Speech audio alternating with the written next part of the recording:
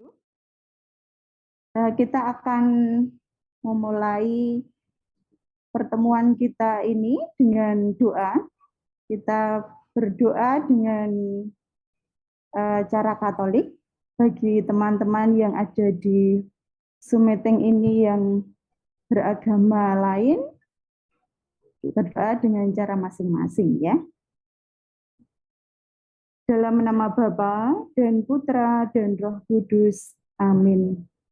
Bapa yang Maha Kasih, puji dan syukur kami haturkan kepadamu atas kasih penyertaan yang Engkau berikan kepada kami di sepanjang hari. Berkatilah apa yang akan kami buat bersama, apa yang akan kami sharingkan, terlebih untuk narasumber-narasumber yang mempersiapkan diri untuk berbagi dan sharing demi perkembangan kami bersama untuk semakin memuji dan memuliakan nama-Mu, terlebih bersama teman-teman kebutuhan khusus. Semoga kami dapat menjadi teman perjalanan, saling berbagi, dan juga saling menguatkan iman. Marilah kita satukan doa-doa kita dengan doa yang diajarkan oleh Kristus sendiri. Bapa kami yang ada di surga, dimuliakanlah nama-Mu, datanglah kerajaan-Mu, jadilah kehendak-Mu di atas bumi seperti di dalam surga. Berilah kami rezeki pada hari ini, dan ampunilah kesalahan kami, seperti kami pun mengampuni yang bersalah kepada kami. Dan janganlah masukkan kami ke dalam pencobaan, tetapi bebaskanlah kami dari yang jahat. Dalam nama Bapa dan Putra dan Roh Kudus. Amin. Bapak Ibu yang terkasih, para romo, suster, dalam kegiatan kita hari ini, dalam meeting dan juga di tempat kami ada beberapa teman juga yang hadir secara offline. Kita akan bersama-sama sharing bersama tentang apa yang pernah kita alami di dalam komunitas bersama, baik di dalam lingkup kecil maupun lingkup luas. Terlebih saat ini gereja mengajak kita semua bersinode untuk menggali kembali apa yang sudah kita rasakan, kita buat bersama di dalam gereja, apa yang kita dapatkan di dalam gereja, dalam komunitas kita, dalam keluarga kita, terlebih dalam pengembangan iman kita masing-masing.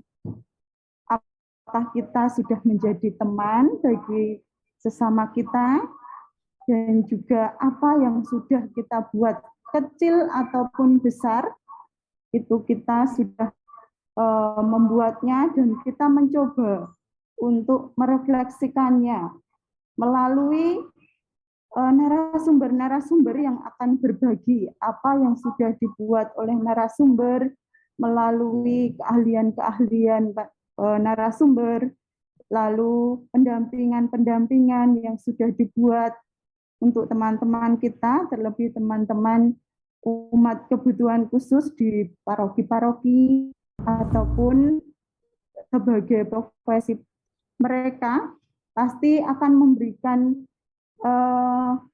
pengalaman-pengalaman yang baik untuk kita kembali merenungkan.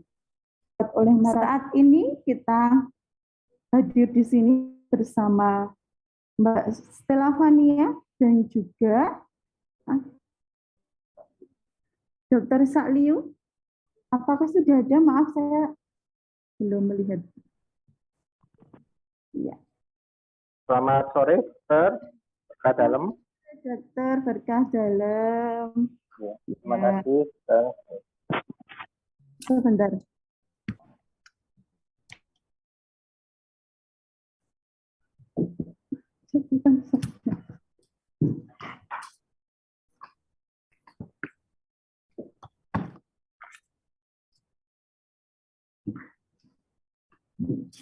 Maaf dokter, ada kesalahan teknis. Kita akan memulai kegiatan kita di sore hari ini bersama Dr. Sakliu. Saya dan Dr. Sakliu belum pernah kontak ya dokter ya. Saya baru membaca CV dokter karena saya ditunjuk di kegiatan ini, tapi saya waktu membacanya, wow, saya bertemu dengan orang hebat, begitu juga dengan Mbak Stella Fania, saya juga, oh ini Mbak Stella, saya pernah ketemu dengan Mbak Stella ya. Mungkin Oh, iya. Mbak Stella mungkin tidak ingat saya, tapi saya syukuri hari ini saya diajak oleh teman-teman yang dipimpin oleh Romo Widi untuk bersama-sama, ya tadi dikoordinatori oleh Romo Widi untuk bersama-sama menggali bagaimana kita menjadi teman di dalam perjalanan kita bersama teman-teman kebutuhan khusus. Dan ketika saya membaca ini, saya membaca kurikulum vitae Dr. Sakliu, saya merasa, wah, senang sekali nanti kita diajak bersama untuk bagaimana menjadi teman seperjalanan. Dan kita akan memulainya, mungkin Dr. Sakliu sudah siap ya, saya akan mencoba membacakan kurikulum vitae, tapi kalau ada kesalahan dimaafkan ya dokter ya.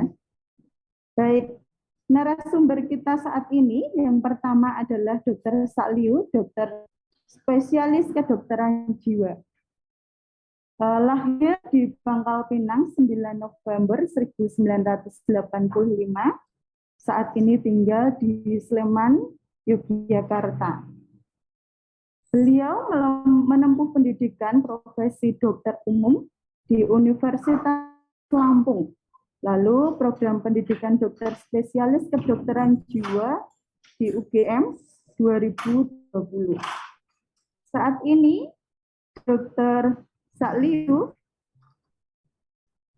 sebagai dokter spesialis kedokteran jiwa di Rumah Sakit Panti Rapih, Rumah Sakit Panti Nugroho, sekaligus Beautiful Man di ST Klinik Yogyakarta.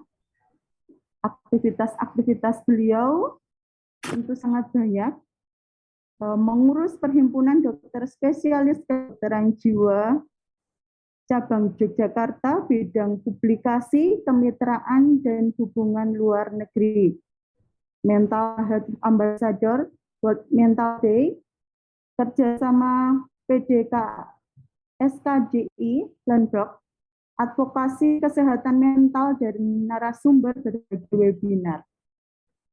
Lalu banyak juga kata tulis yang tidak bisa saya bacakan karena terlalu banyak.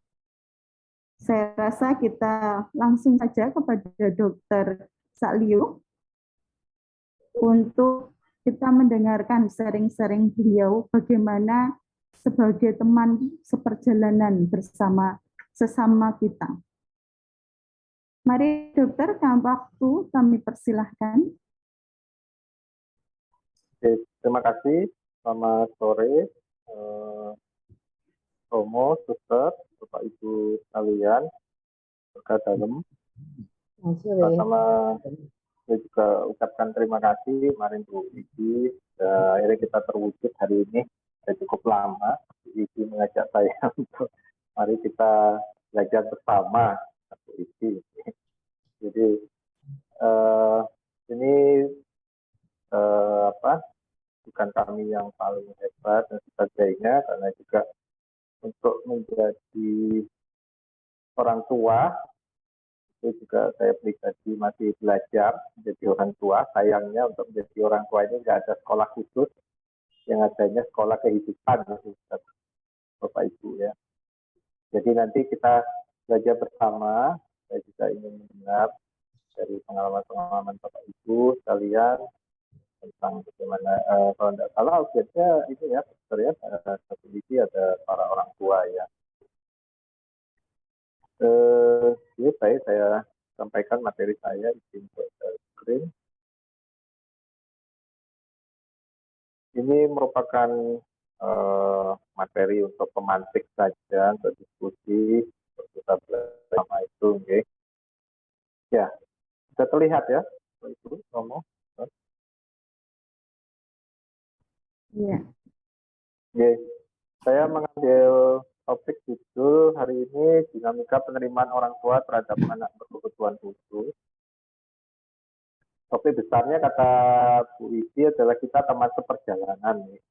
Dan saya kemudian menambahkan sehubungan dengan proses dinamika penerimaan orang tua tadi itu, ayo mari kita bersama-sama melangkah maju bersama. Okay. Ataukah kita mau tetap pada posisi tahapan saat ini, misalnya ya, nanti kita identifikasi sendiri masing-masing kita kira-kira sudah sampai di tahap yang mana, ya. Baik. Nah, sebagai pembuka kan tentu kita sangat setuju bahwa setiap anak itu spesial, membawa potensi talentanya masing-masing, yang satu anak dengan anak yang lain itu pasti berbeda. Ini kita bilang pasti berbeda, gitu. Karena tidak ada satu anak pun atau satu pribadi yang selalu sama. Pada saat kami juga mendampingi banyak orang-orang yang bersama kami memohon bantuan, seperti itu juga punya karakter masing-masing, punya kepribadian masing-masing, punya kebiasaan masing-masing. Nah, tentu untuk anak itu sendiri juga punya perbedaan masing-masing.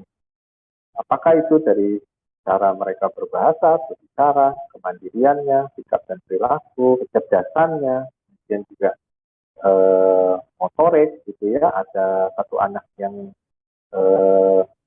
motoriknya sangat aktif sekali, gitu, atau sebaliknya, gitu ya, yang cenderung lebih diam, dan juga sosial emosionalnya. Namun walaupun potensi tadi berbeda, ya tentu mereka harus tetap mendapat perlakuan dan kesempatan yang sama.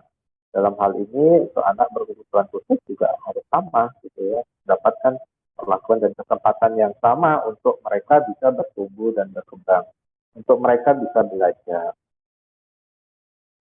Nah, lalu bagaimana jika potensi-potensi anak tersebut lambat berkembang atau mengalami hambatan dalam perkembangannya?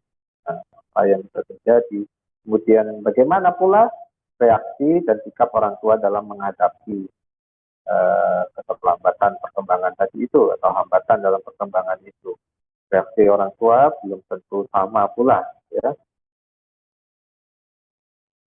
Dampak hambatan potensi anak itu bisa kita bagi menjadi dua, yaitu anak lambat berkembang, keterlambatan 1-2 aspek perkembangan dari tingkat usia yang sama dengan anak pada umumnya, dan juga anak yang berkebutuhan khusus. Di sini ada keterlambatan perkembangan anak itu lebih dari 2 aspek dan biasanya melebihi 1 tingkat umur jika dibandingkan dengan anak pada umumnya. Meliputi ada banyak apakah itu dalam kebutuhan khusus yang terkait dengan kondisi fisiknya, gitu ya. Kemudian bahasa dan komunikasi, emosi dan perilakunya, sensori motorik, gitu ya. Kemudian juga intelektualnya, artinya gangguan juga spektrum autisme dan juga gangguan belajar. Nah, ini kita masuk kemudian dalam dinamika tahapan untuk menerima kenyataan. Jadi di dalam psikologi itu ada yang dinamakan siklus kedukaan. Dan siklus kedukaan ini awalnya memang berkembang untuk menghadapi mungkin proses kematian, gitu ya, dan juga rasa sakit, kondisi sakit seperti itu. Tapi juga bisa diterapkan dalam banyak aspek, termasuk juga tentang proses penerimaan terhadap kondisi anak. Jadi ada yang dinamakan denial, seorang kemudian masih dalam tahap menyangkal kenyataan kondisi yang menyakitkan, ya. Biasanya menyampaikan bahwa anak saya tidak seperti itu, gitu ya, tidak seperti itu, saya tidak percaya. Kemudian bisa tahap anger, kemarahan terhadap apa? Terhadap semuanya, terhadap diri sendiri, bahkan Tuhan pun dimarahi. Nah, ini bisa kita ketemui juga. kekecewaan terhadap semuanya, kemarahan. Kemudian yang ketiga ada bargaining, mulai mencari, mulai berunding dalam arti mulai mencari cara kompromi dan cara penyelesaiannya terhadap apa yang dimiliki dan mencoba melihat sisi positifnya. Atau seseorang itu bisa juga sampai ke tahap depresi ya, dengan segala cirinya, yaitu ada perasaan emosi, tertekan, kesepian, juga merasa sendiri. Dan kemudian tahap yang semoga kita bisa capai bersama-sama sebagai satu teman perjalanan saat ini adalah penerimaan diri seutuhnya. Jadi ketika kita sudah mulai mampu menerima kenyataan hidup yang ada sebenar-benarnya dan secara objektif. Semua orang tua, anak berkebutuhan khusus melewati siklus kedukaan yang berbeda-beda. Dan ada berbagai faktor yang bisa mempengaruhi tahapan itu. Dan apakah itu? Ya tentu kondisi fisik dari orang tua itu sendiri. Kalau ada hambatan fisik pada orang tua itu, misalnya beliau juga mengalami suatu penyakit fisik yang membutuhkan juga proses pengobatan dan sebagainya, itu sendiri kan sudah merupakan suatu tantangan yang dimiliki oleh orang tua.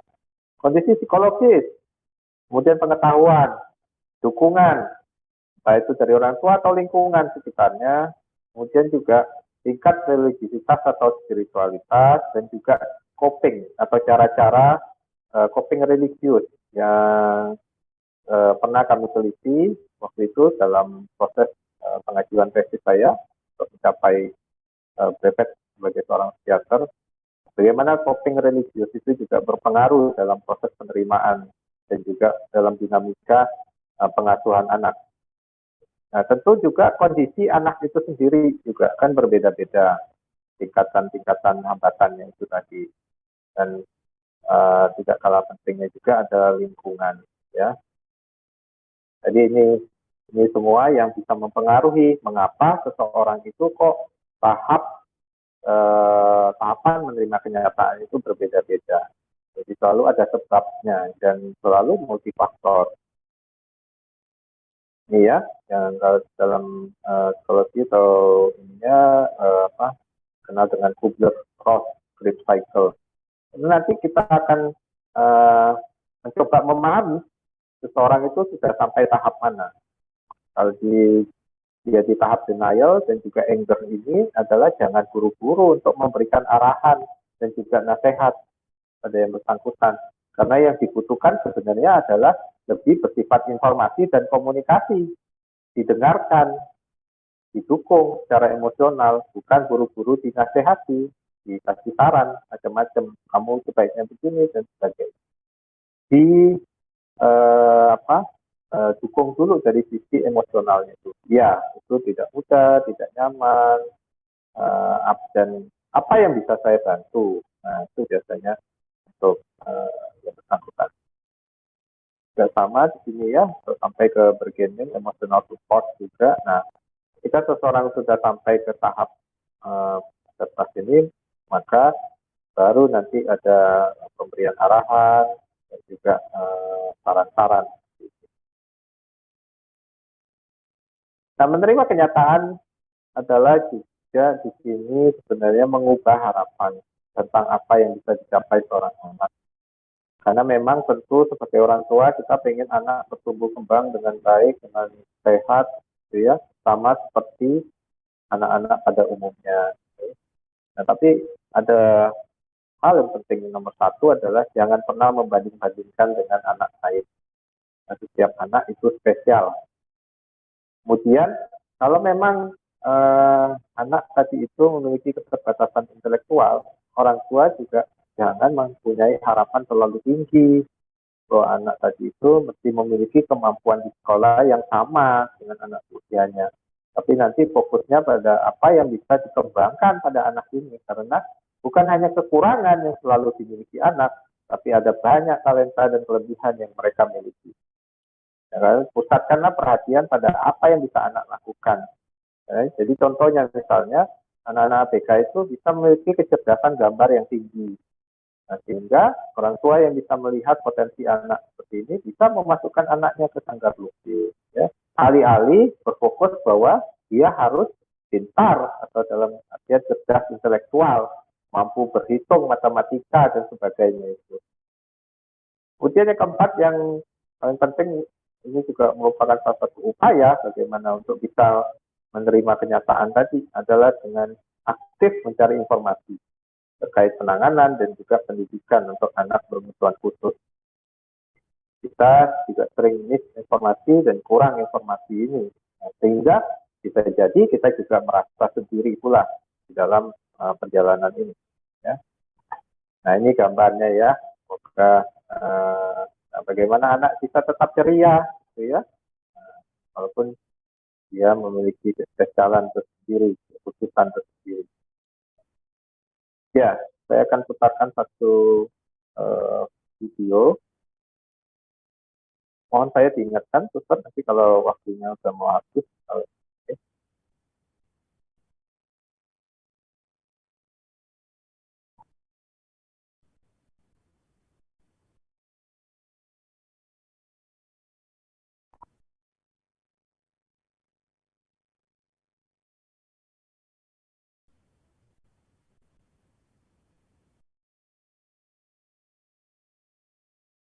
Ya, ini informasi video yang bisa kita semua akses juga di ada di Instagram, ada di YouTube ya.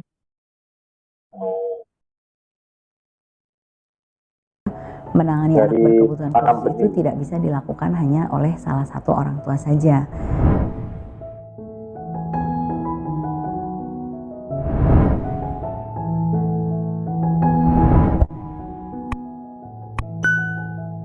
Memiliki anak berkebutuhan khusus memang melelahkan secara fisik maupun mental. Nah, sehingga yang perlu adalah orang tua juga bisa memiliki balance life, ya, keseimbangan di dalam hidup. Dan untuk ini orang tua perlu mengajak anggota keluarga lain untuk bersama-sama membantu si anak, sehingga menangani anak berkebutuhan khusus itu tidak bisa dilakukan hanya oleh salah satu orang tua saja, tapi melibatkan seluruh anggota keluarga. Nah, kemudian orang tua bagaimana supaya bisa tetap memiliki kesehatan mental gitu ya.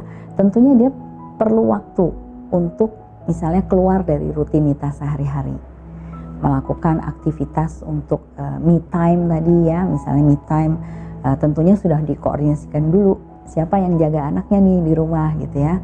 Mungkin mamahnya mau pergi sebentar dengan teman-teman, itu perlu gitu. Sehingga ketika pulang kembali ke rumah energinya sudah pulih dan sudah siap lagi menghadapi rutinitas keseharian. Orang tua juga bisa bergabung dengan komunitas-komunitas orang tua yang memiliki anak-anak berkebutuhan khusus. Jadi ada parent support group.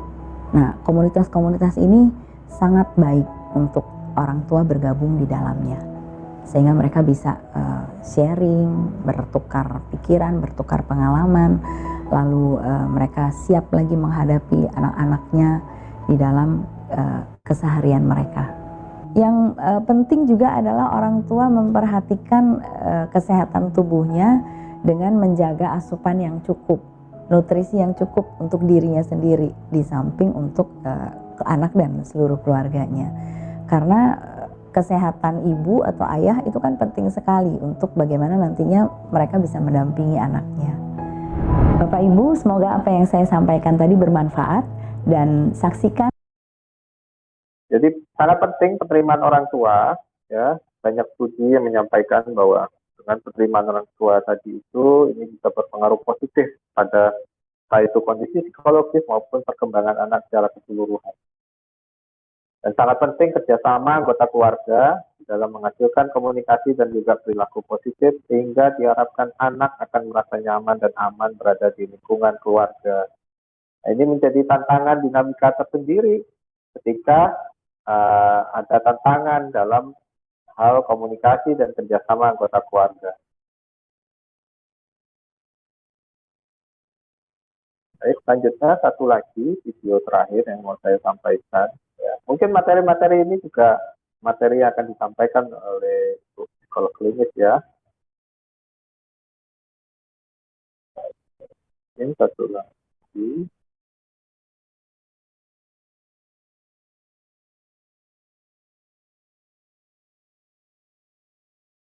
Mohon diingatkan untuk waktunya, Suster, kalau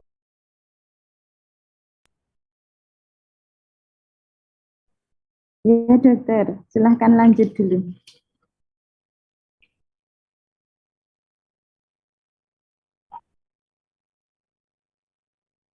sudah terlihat gambaran video ini.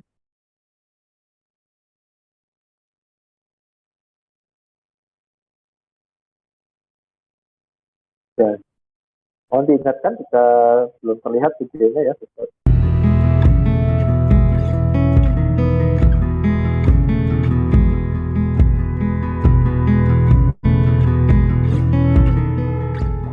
Halo, saya Ratnawati Sutejo, founder dari Precious One. Topik kali ini saya ingin berbagi pengalaman tentang begitu banyaknya orang tua yang saya temuin yang memiliki anak berkebutuhan khusus, di mana seringkali banyak kasus mereka tidak bisa menerima anaknya, bahkan sering terjadi perceraian di antara mereka, bahkan ada juga yang membuang anak mereka. Padahal kalau kita boleh melihat, tidak ada satupun di dunia ini anak yang ingin lahir dalam kondisi disabilitas. Tapi Tuhan pasti punya rencana buat kehidupan mereka. Berikut adalah hal-hal yang ingin saya bagikan buat para orang tua, di mana orang tua yang diberikan kepercayaan anak berkebutuhan khusus bisa kuat, bisa menjadi orang tua yang hebat, dan bisa menerima anaknya. Ada 5 hal yang saya ingin bagikan dari pengalaman ketika saya banyak bertemu dengan para orang tua yang memiliki anak spesial. Yang pertama adalah, para orang tua jangan pernah menghukum diri sendiri atau saling menyalahkan pasangan kita. Karena ketika kita fokus kepada ini salah kamu, kalian tidak akan bisa melihat sisi dari semua kejadian ini, hal positifnya. Ketika kita terus menghakimi atau menyalahkan diri sendiri, kita akan lebih terpuruk, perasaan kita akan semakin down dan kita tidak akan bisa bangkit. Dan pesan saya, jangan menyalahkan diri sendiri. Stop dengan perasaan itu, stop dengan pola pikir itu, tapi kita harus fokus kepada bagaimana kita membuat anak kita menjadi lebih baik. Yang kedua adalah menerima kenyataan. Para orang tua seringkali banyak yang saya temuin, mereka tidak bisa menerima fakta bahwa anaknya memiliki keterbatasan. Contoh, pernah ada orang tua yang berkata kepada saya, anak saya normal, anak saya nggak apa-apa, padahal mereka melihat bahwa anak ini memiliki keterlambatan di beberapa hal, atau bahkan memiliki kondisi yang memang benar-benar disabilitas, tapi mereka tidak berani menerima kenyataan bahwa anaknya memiliki keterbatasan. Yang ketiga adalah orang tua harus belajar berani mencari komunitas. Untuk apa? Untuk para orang tua bisa saling berbagi cerita, pengalaman, dan mendapatkan teman-teman bahkan sahabat untuk bisa saling bertukar pikiran ketika mereka mendidik dan membesarkan anak-anak mereka. Buat orang tua yang baru memiliki anak berkebutuhan khusus, mungkin dia nggak tahu bagaimana dia harus mendidik dan merawat anak ini. Padahal anak mereka mengalami pertumbuhan, dan di setiap proses pertumbuhan anak berkebutuhan khusus memiliki tantangan dan kesulitan sendiri. Dan komunitas inilah yang akan membantu kita semua untuk bisa belajar dari para orang tua yang mungkin anaknya sudah lebih dewasa dan mereka punya banyak kisah yang bisa mereka bagikan. Dan bukan cuma sekedar pengalaman, tapi juga mungkin bisa bercerita tentang referensi untuk dokter atau perawat atau terapis yang dibutuhkan yang terbaik untuk anak-anak mereka. Dan yang berikutnya adalah mencoba dan berusaha memberikan yang terbaik. Apa saja sih yang kita sudah usahakan yang terbaik kita berikan dalam segala hal. Makanan yang terbaik yang bisa orang tua berikan. Waktu yang terbaik yang kita bisa berikan. Banyak sekali saya menemukan ketika di tengah keluarga ada anak yang memiliki kebutuhan khusus dengan anak yang mungkin sehat, orang tua tanpa disadari mengabaikan anak yang berkebutuhan khusus ini dan membiarkan mereka mungkin tidak diajak pergi, dan anaknya yang lebih sehat, yang mungkin mereka berpikir mereka yang lebih bisa mandiri saya ajak aja. Sedangkan anak yang mungkin di kursi roda mereka tinggalkan di rumah. Jangan, tapi kita mau sama-sama para orang tua, yuk kita berikan yang terbaik dalam segala hal. Waktu, cinta kasih kita, pendidikan, perhatian kita sama seperti dengan anak yang lain. Yang kelima adalah kita sebagai orang tua harus berusaha dan harus bisa membangun atmosfer positif di tengah keluarga. Bagaimana caranya? Kita sebagai orang tua harus berusaha mengedukasi baik seluruh keluarga ketika mereka berkumpul. Kakek nenek, tante, om, bahkan mungkin keponakan, paman, dan semua teman yang datang. Mereka harus tahu bahwa kondisi anak kita memang memiliki keterbatasan dan bagaimana kita memperlakukan, bagaimana kita berbicara, bagaimana kita mengajak anak kita bermain. Untuk apa? Supaya mereka pun yang mereka tidak paham, mereka lama-lama bisa mengerti dan belajar juga menerima kondisi anak kita. Dan hal yang terpenting adalah kita sebagai orang tua juga harus belajar untuk menjaga mulut kita dari kata-kata negatif, dari kata-kata yang tidak membangun, karena setiap apa yang kita ucapkan itu adalah sebuah doa. Jadi kita harus belajar untuk mengeluarkan kata-kata yang membangun dan positif untuk anak-anak kita, dan kita juga harus ikut mensosialisasikan kepada lingkungan kita.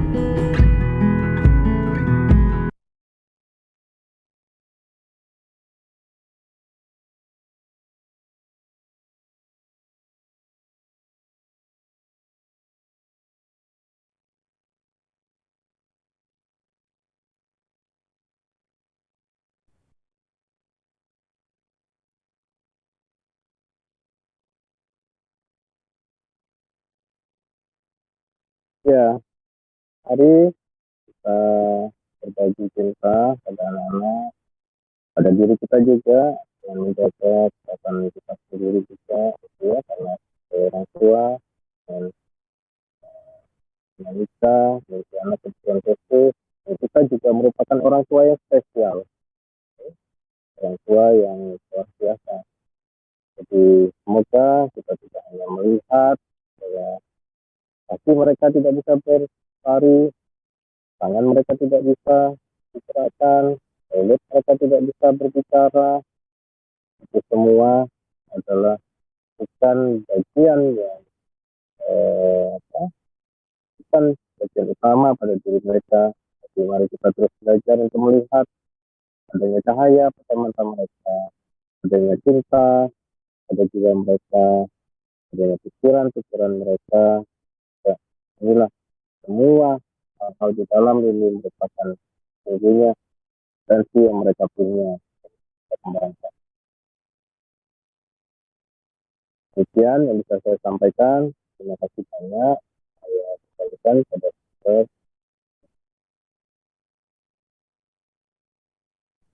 Ya, terima kasih Dokter. Terima kasih untuk sharing-sharing yang memberi kita stimulus untuk begitu ya dalam mendampingi teman-teman kebutuhan khusus kita. Dan pasti banyak yang sekarang ini teman-teman yang di sini, para suster, Bapak Ibu dalam benaknya sedang bertanya-tanya banyak hal. Jadi boleh nanti bertanya. Nanti di season terakhir setelah narasumber selesai men-sharingkan materi, kita ada sesi tanya jawab. Jadi boleh di-chat dulu atau disimpan dulu, ditulis dulu, nanti boleh ditanyakan. Nah, karena kita juga ada batasan waktu, kita akan langsung saja ke narasumber berikutnya. Saat ini kita akan bersama Romo Widi. Romo Widi adalah Romo Rektor di Seminari Tinggi OMI, Yogyakarta. Beliaunya sangat terkenal ya. Ya. Ya. Beliau saat ini sebagai pemerhati juga untuk teman-teman UBK dalam bentuk melayani teman-teman UBK untuk misa, pelayanan misa bersama dalam komunitas UBK yang saya juga ikut di dalamnya. Jadi saya tahu Romo memulainya sekitar tahun 2014. Nanti kalau salah dikoreksi ya Romo ya. Lalu pelayanan rutin ini juga melibatkan sahabat-sahabat OMI serta para frater yang ada di seminari tinggi supaya para frater juga ikut ambil bagian di dalam pelayanan kasih bersama teman-teman UBK. Itu yang saya sharingkan, siapa itu Romo Widi. Nanti teman-teman yang di sini pasti lebih tahu dan lebih mengenal ya. Kita akan melihat bersama serta berkenalan bersama bagaimana siapa itu Romo Widi di dalam pendampingan bersama teman-teman UBK. Mari Romo, silahkan.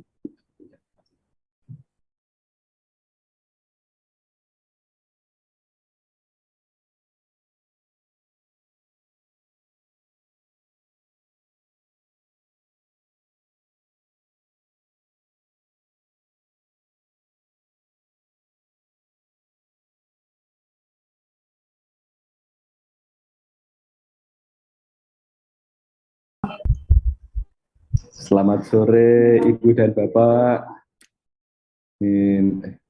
Kami tukaran laptop, jadi tadi waktu saya off-kan yang muncul, saya rename dulu supaya tidak membingungkan. Susternya kok laki-laki. Oke. Baik, terima kasih Suster untuk perkenalan pendeknya. Saya Romo Widi, OMI. Saya termasuk imam pemerhati UBK. Sebelum saya tugas di Seminari Tinggi UMI Yogyakarta dan memulai misa UBK secara bulanan di seminari ini tahun 2014, saya berkarya di Paroki Trinitas Cengkareng, Keuskupan Agung Jakarta, dan saya juga memulai misa UBK di Paroki Trinitas Cengkareng, kalau tidak salah ingat, tahun 2010-2011. Lalu setelah saya pindah ke Jogja, saya membuatnya bersama para frater, bruder, dan juga beberapa bapak dan ibu yang tinggal di sekeliling seminari ini. Tadi kita sudah mendengarkan penjelasan dari Dr. Sakliung tentang bagaimana menjadi teman seperjalanan. Sekarang saya dalam tema yang sama, tetapi mau mengaitkannya dengan peranan gereja. Apakah gereja selama ini sudah cukup menjadi teman seperjalanan bagi UBK? Bagaimana perhatian gereja terhadap UBK? Apakah paroki-paroki kita sudah merangkul UBK, anak-anaknya sendiri? Kalau misalnya mereka dipersilahkan untuk bergabung dalam liturgi misa misalnya, apakah anak-anak kita UBK juga sudah diberikan peranan untuk terlibat di dalam misa tersebut? Apakah sebagai lektor atau sebagai pembawa persembahan atau pengiring musik? Ini adalah kesempatan untuk kita saling berbagi. Saya tidak akan ngomong terus, tetapi saya akan bertanya. Mungkin Ibu Maria Sukini bisa sedikit cerita. Ibu Maria Sukini itu datang dari Paroki Sentolo, jauh sekali dari Seminari Tinggi OMI ini. Waktu sebelum pandemi di sini ada misa, itu Ibu Maria Sukini datang naik motor untuk ikut misa bersama anaknya yang sekarang juga hadir di sini. Ibu Maria Sukini cerita sebentar ya, bagaimana menurut kesan Ibu peranan gereja terhadap keluarga UBK ini. Monggo Ibu.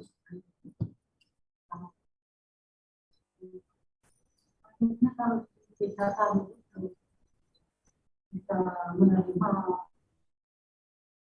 anak yang kayak gini, hanya cuma di sini kan yang boleh menerima anak-anak paroki Borneo itu belum ada, nggak ada itu loh, nggak ada anak-anak. Kadang kalau habis itu saya minta foto bersama gitu ya, tapi ya mereka bisa menerima.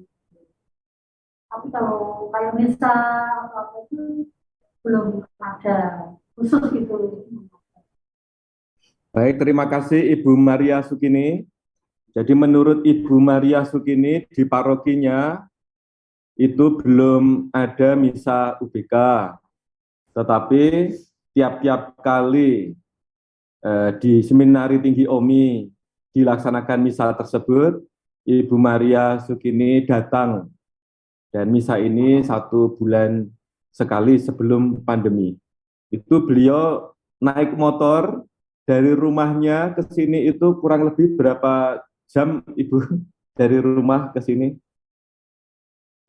Sekitar 1 jam naik motor, dan pernah hujan-hujan pun tetap datang. Jadi kita juga. Nah, apakah ada sharing di tempat lain yang bisa menceritakan kepada kita semua bagaimana perhatian gereja selama ini terhadap UBK? Monggo. Saya bisa, Romo? Ya, Ibu Hari Wardianti, monggo Ibu. Selamat sore Romo, Mbak Widi, ya, suster yang sudah saya kenal ya. Romo Widi Berso, anak saya juga 22 tahun, ya, 22 tahun. Itu pertama kali dan baru sekali itu ya saya ajak misa di tempat Romo Widi. Sampai sekarang ingatannya masih jelas. Saya waktu dulu di Condong Catur, Ibu, aku mau misa di tempat Romo Widi. Aku mau ketemu Frater Paiman, gitu loh Pak. Ya, seperti itu. Jadi waktu dulu, gitu ya. Nah, saya itu sebenarnya begini Romo. Pada saat pandemi ini saya ketakutan, terus terang kalau tadi ini saya ketakutan untuk mengajak anak saya ke gereja. Ya, jadi saya ketakutannya seperti ini karena dia itu rutinitas. Jadi tidak bisa saya ajak setiap minggu. Nah, nanti kalau saya ajak sekali, berarti saya harus setiap minggu mengajak dia. Karena itu tuntutannya. Nah, yang seperti ini yang saya kadang kepengen, apa enggak ada ini yang khusus untuk istilahnya dispensasi yang spesial untuk anak-anak yang seperti itu, gitu loh. Ini yang saya rasakan seperti itu. Nah, baru saja ini saya berada di sekolah, memang betul ya Romo ya, ini di sekolah ya, karena tadi saya baru saja menemani teman saya di sini. Nah, ini baru saja saya di WA sama suami, Bu, adik minta lihat kereta, karena selama 20 tahun ini dia lihat kereta terus. Seperti yang tadi dibicarakan tadi bahwa saya harus tahu tentang kebutuhan anak saya, dan gitu ya tadinya. Nah, sore ini mungkin saya nanti kalau ini tidak bisa pula kan ya mau mengikuti ini. Tetapi yang saya ini saya memang care sekali ya, tapi mungkin saya punya perasaan salah karena non sewu sampai dengan usia segini anak saya tuh untuk kebutuhan sendiri pun tidak bisa, kebutuhan pribadi. Pegang gelas tremor. Itu ya, pegang gelas tremor, BAB masih di celana, pipis masih di celana. Ini yang saya sampai ya bukan ini, saya cuma berdoa saya diparingi kuat, diparingi sehat gitu ya, sehingga saya masih bisa mendampingi anak saya.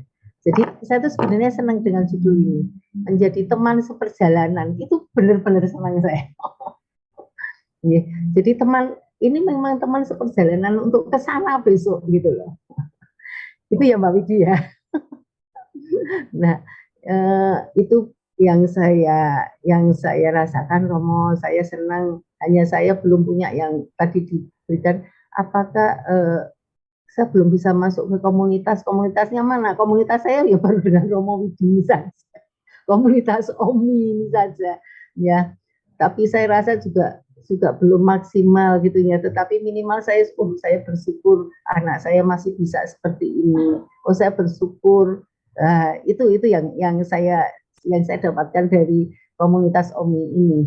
Ya, itu saja Romo. Mungkin yang lainnya bisa ini punya pengalaman lain yang bisa memperkuat saya juga. Itu. Terima kasih Romo. Terima kasih Bu Wardianti.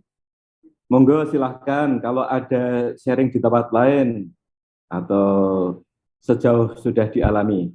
Sejauh saya mengerti, akhir-akhir ini juga Skolastikat SCY tampaknya membuat misa UBK. Memang tempatnya masih berpindah-pindah. Itu bisa juga diartikan sebagai bentuk perhatian gereja melalui institusi religius. Kita juga hadir di sini ada Suster Yosefa dari PMJ, itu memiliki Helen Keller, dikelola oleh Suster, itu juga bisa diartikan sebagai bentuk perhatian gereja untuk menyediakan tempat-tempat yang khusus seperti itu untuk perhatian kepada kaum UBK.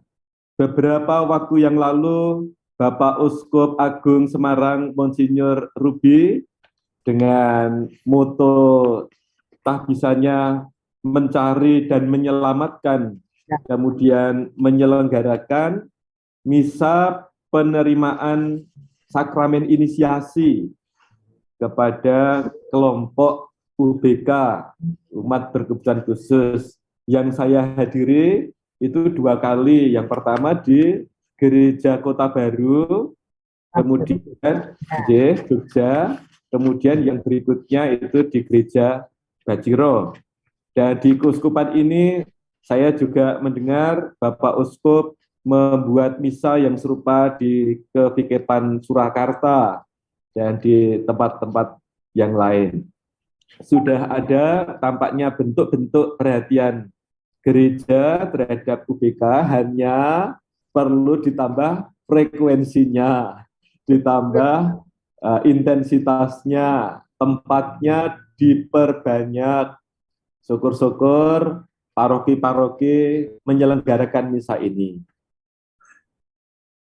Begitu kalau pikiran saya. Jadi kalau makin banyak pilihan tempat-tempat dilaksanakan misa UBK, misalnya paroki A sebulan sekali, paroki B sebulan sekali, nanti keluarga UBK itu bisa secara bergiliran pindah dari tempat pelaksanaan misa UBK yang satu ke paroki yang lain, sehingga setiap minggu mendapatkan pelayanan misa. Moga-moga bisa seperti itu. Monggo, nih silahkan kalau ada Bapak dan Ibu yang mau juga sharing seperti Ibu Wardianti dan Ibu Maria Sugini tadi. Baik, Romo, saya mau sharing, Romo. Saya Kaita dari Paroki Yohanes Penginjil Blok B, Jakarta, Romo. Ya, dari Jakarta. Ya, Romo. Ini melintas keuskupan. Silakan Ibu.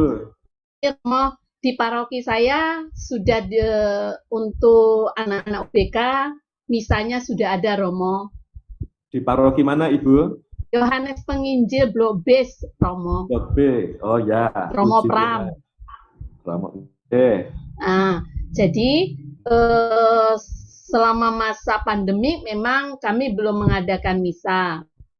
tetapi saya sebagai pendamping volunteer untuk UBK Romo, sebulan sekali secara Zoom kami mengadakan. Memang anak-anaknya tidak banyak kalau seperti pelaksanaan kalau offline, tetapi supaya anak-anak itu punya komunitas tetap ada, ya kami melaksanakannya secara Zoom. Tapi untuk seperti Romo bilang mengambil bagian, ya kadang-kadang adik-adik kami itu untuk tatip Romo, nah membagi teks misa, terus persembahan. Nah pada saat misa UBK yang membawa persembahan itu adik-adik tersebut Romo. Oh ya. Itu sharing saya Romo. Terima kasih Ibu untuk sharingnya dari Paroki Blok B, luar biasa. Ya Romo. Ketika saya saat ini di Seminari Tinggi OMI dengan misa bulanan UBK sebelum pandemi, karena sekarang pandemi saya juga agak kurang berani untuk melaksanakan, karena anak-anak kita ini sakit biasa saja kan juga susah untuk mengungkapkan, apalagi di masa pandemi ini. Jadi kami memutuskan ya sabar-sabar dulu, meskipun hati ini sudah rindu untuk melaksanakan misa UBK lagi. Tetapi sejauh pengalaman itu ada yang waktu itu terlibat ngiring juga jadi organis, ada yang jadi lektor, ada yang kemudian menjadi petugas pembawa persembahan, ada yang di kesempatan misa itu kemudian nyanyi, sebelum berkat penutup nyanyi. Wah, saya lihat reaksi orang tuanya, bangganya minta ampun, senang sekali. Anaknya dilibatkan untuk berperanan di dalam liturgi gereja. Dan ketika dulu di Trinitas juga saya membuat yang sama. Di akhir misa ada sharing dari keluarga UBK, sehingga pengalaman yang di-sharingkan oleh keluarga itu menjadi kekuatan untuk keluarga yang lain. Saat ini saya mau mengatakan kepada ibu dan bapak yang punya keluarga, anak-anaknya ada yang punya kekhususan ini, saya mau mengucapkan mewakili gereja, banyak terima kasih Ibu dan Bapak, sungguh adalah alat Tuhan yang dipakai Tuhan untuk mengasihi anak-anak kita ini. Bapak dan Ibu sering mengatakan, ini malaikat di keluarga kami, Romo. Benar, mereka adalah malaikat-malaikat kita. Mereka seringkali mengingatkan, misa, sembahyang, gitu ya. Dan dengan bahasa yang khas, mereka mengingatkan kita keluarga akan pentingnya selalu datang kepada Tuhan. Sementara di pihak lain, saya ingin menyampaikan kepada Ibu dan Bapak dimanapun berada, dengan kita merawat, menjaga, mencintai anak-anak kita yang khusus ini, siapapun mereka, mungkin anak keluarga kita, mungkin tidak, ibu dan bapak bertumbuh dalam kesucian. Allah adalah kasih. Ketika kasih Allah itu diterima di dalam hati ibu dan bapak makin dekat, makin menyerupai Allah. Ibu dan bapak bertumbuh dalam kekudusan, dalam kesucian. Itu yang disampaikan oleh juga Paus Fransiskus kepada kita. Maka terima kasih sekali lagi untuk kesaksian yang luar biasa, kesabaran, ketekunan yang telah Ibu dan Bapak tunjukkan kepada kami, gereja, pada kita semua. Sungguh kesucian mengalir melalui keluarga Ibu dan Bapak. Tetap tekun, tetap setia Ibu dan Bapak sungguh orang-orang suci, malaikat juga bagi kami yang lain. Itu tanggapan dari saya, kalau boleh mewakili gereja, saya menyampaikan seperti tadi. Monggo kalau masih ada yang lain, Suster, apakah waktu saya sudah cukup atau masih? Waktunya masih, kata Suster. Silahkan, seandainya ada yang juga mau berbagi pengalaman.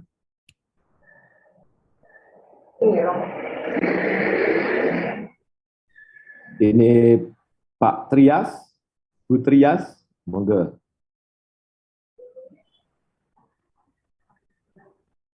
Pak Trias, monggo Pak Trias. Suaranya kok enggak kedengaran.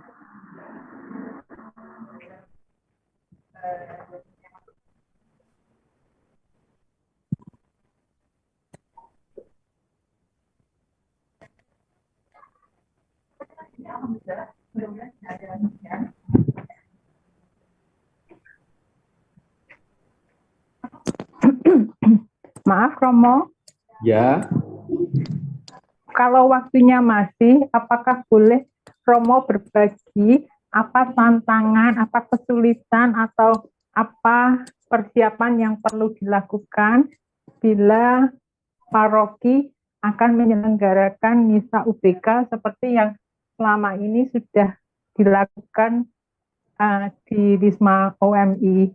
Terima kasih Romo. Terima kasih Bu Maria untuk pertanyaannya. Sebelum Pak Trias nanti kita persilahkan, saya mau menjawab pertanyaan Ibu Maria. Pak Trias, sekedap sebentar. Bu Maria, apa yang harus dilakukan oleh paroki-paroki seandainya kepingin melaksanakan misa seperti yang kami laksanakan di sini? Yang pertama adalah menyiapkan data supaya bisa tahu di paroki kita ini siapa saja yang keluarganya ada yang punya anak berkebutuhan khusus. Satu soal data. Setelah datanya ada, kemudian gereja kita dari segi fisik itu juga harus dikondisikan. Misalnya ada tempat untuk masuk kursi roda, kemudian ada tempat yang dikhususkan untuk teman-teman kita UBK. Memang idealnya misa UBK di mana keluarga-keluarga khusus ini hadir itu bareng bersama umat yang lain. Itu paling ideal, sehingga tidak dikhususkan, disendirikan, tetapi berbaur dengan umat yang lain. Maka hal yang berikutnya yang harus diberikan adalah katekese kepada umat yang lain, bahwa di tengah gereja kita ada hadir keluarga-keluarga yang anaknya punya kekhususan. Tetapi seandainya hal itu belum bisa dilaksanakan, maka silahkan dilaksanakan misa khusus yang isinya adalah mereka yang punya kebutuhan khusus ini. Tentu dengan beberapa umat yang akan juga memfasilitasi pelaksanaan misa ini. Lalu juga silahkan romo paroki melibatkan anak-anak kita ini untuk terlibat. Itu akan menjadi dukungan moral yang sangat baik, sangat besar untuk keluarga yang bersangkutan. Gitu. Bu Maria, mungkin jawaban saya begitu dulu. Jadi fasilitas gerejanya dipersiapkan, ada RAM gitu ya supaya kursi roda bisa masuk. Kemudian juga ya kalau gedungnya bertingkat mungkin pakai lift atau apa. Kalau di seminari ini tidak bertingkat-tingkat, jadi pakai RAM biasa saja sudah bisa. Lalu kalau bisa toiletnya juga yang ramah untuk kaum difabel, sehingga terasa nyaman. Nah, kalau bisa ada juru bahasa isyarat di dalam gereja, sehingga umat yang punya kondisi khusus ini tetap bisa mengikuti misa tersebut. Tetapi seandainya tidak ada juru bahasa isyarat seperti Mbak Widi yang sekarang melayani kita ini, setidaknya bacaan-bacaan kitab suci ditampilkan lewat screen, sehingga mereka bisa membaca juga. Lalu khotbah Romo ditulis juga, ditulis poin-poinnya, disertai gambar-gambar, sehingga anak-anak kita bisa menangkap, oh Romonya khotbah itu, Romonya cerita itu, gitu ya. Seperti itu. Pak Trias, monggo Pak Trias.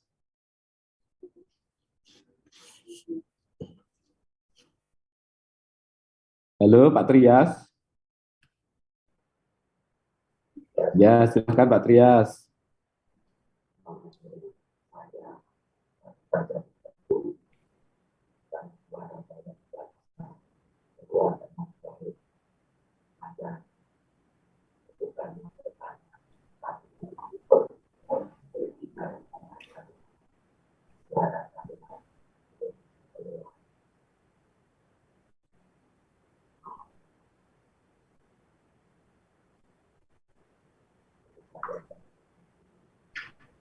Masih bingung.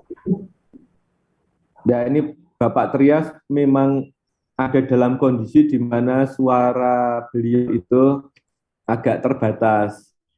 Mungkin bisa kalau ada Bu Trias dekat di situ, Pak Trias berbicara apa, Ibu tolong membantu dengan suara Ibu. Karena dengan ini agak kesulitan untuk masuk. Ya, Romo. Pak Trias ingin mendengarkan ini saja, Romo. Terima kasih. Oh ya, mungkin Ibu bisa mengatakan Pak Trias sebetulnya mau berbicara apa dengan kata-kata Ibu. Oke, monggo.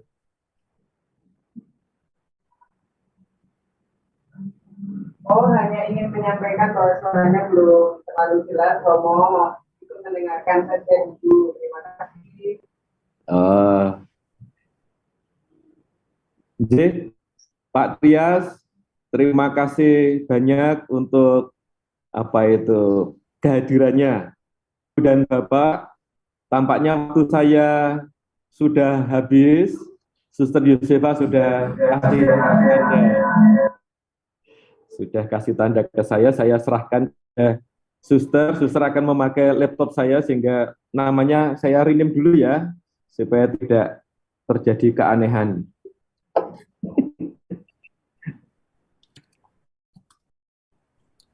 Suster Yosefa PMY.